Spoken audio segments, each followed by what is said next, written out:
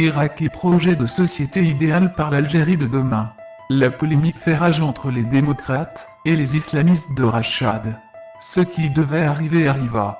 Retardé, voire repoussé, pendant plus d'une année par souci de sauvegarde de la cohésion du mouvement populaire du 22 février, le débat sur le projet de société qu'il faut pour l'Algérie de demain est désormais lancé sur les réseaux sociaux. Et comme il fallait s'y attendre, il donne suite à une dualité entre des représentants du courant démocratique et des adeptes de l'islamisme politique, dominés par le mouvement Rachad. Ce débat vire, en l'espace de quelques jours, à la polémique et à des échanges vifs sur le net. Le tout, sur fond de multiples pressions sur l'Irak, et les militants politiques qui subissent de plus en plus des coups de boutoir du pouvoir pressé, visiblement, de faire taire à jamais ce mouvement dit béni. Tout a commencé après la publication d'une contribution, le 26 juin dernier, par l'ancien président du RCD, le Dr Saïd Sadi, sur sa page Facebook.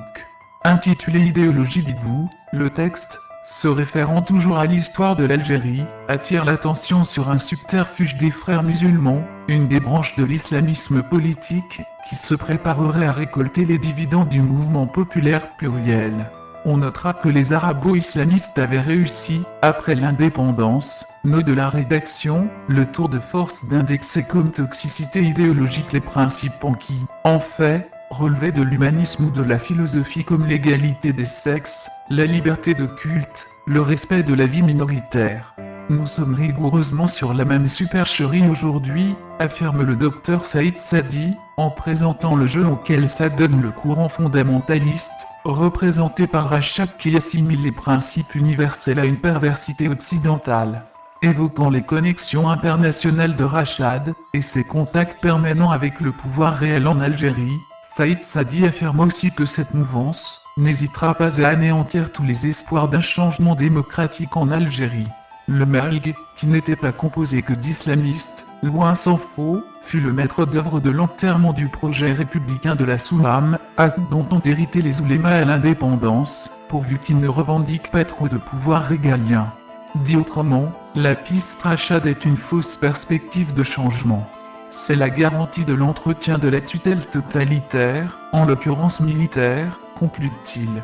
Dans une nouvelle contribution publiée, toujours sur sa page, le 2 juillet dernier, le Dr Saïd Sadi dénude aussi la stratégie de la mouvance Rachad, et met des points sur les i concernant le projet défendu par Aban Ramdan, et démonte l'interprétation erronée du contenu de l'appel du 1er novembre, et la référence aux principes de l'islam. Les tribunes du Dr Sadi ont visiblement fait très mal aux représentants de ce mouvement, en particulier ceux vivant en exil. Ils n'ont pas tardé à réagir, mais sans répondre sur le fond à la problématique évoquée par l'auteur.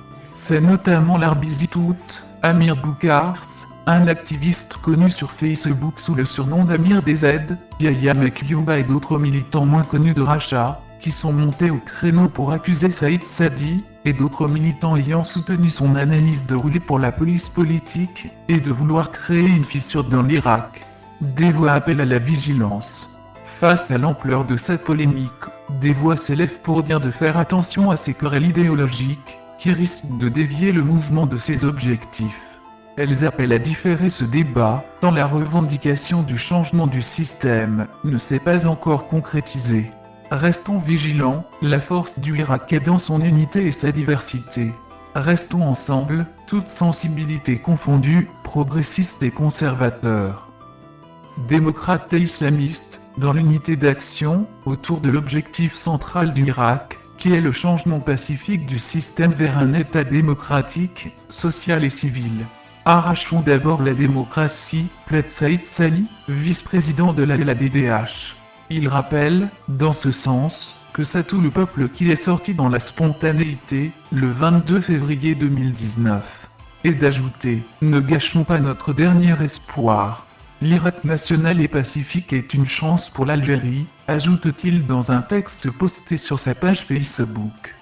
D'autres, à l'image de l'activiste Abderrazak Benjoudi, rappellent que toutes les tendances politiques et toutes les idéologies se sont fondues dans l'Irak populaire et luttent ensemble, des mois durant, pour le changement.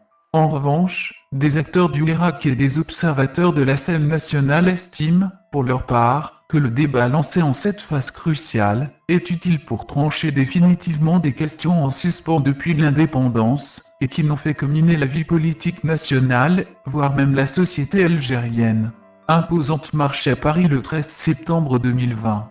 Une imposante marche est initiée à Paris, ce dimanche, par la diaspora algérienne pour réclamer une double rupture, un État démocratique, ni militaire ni islamique et la libération immédiate des journalistes et détenus d'opinion, selon les correspondants de la presse nationale et étrangère.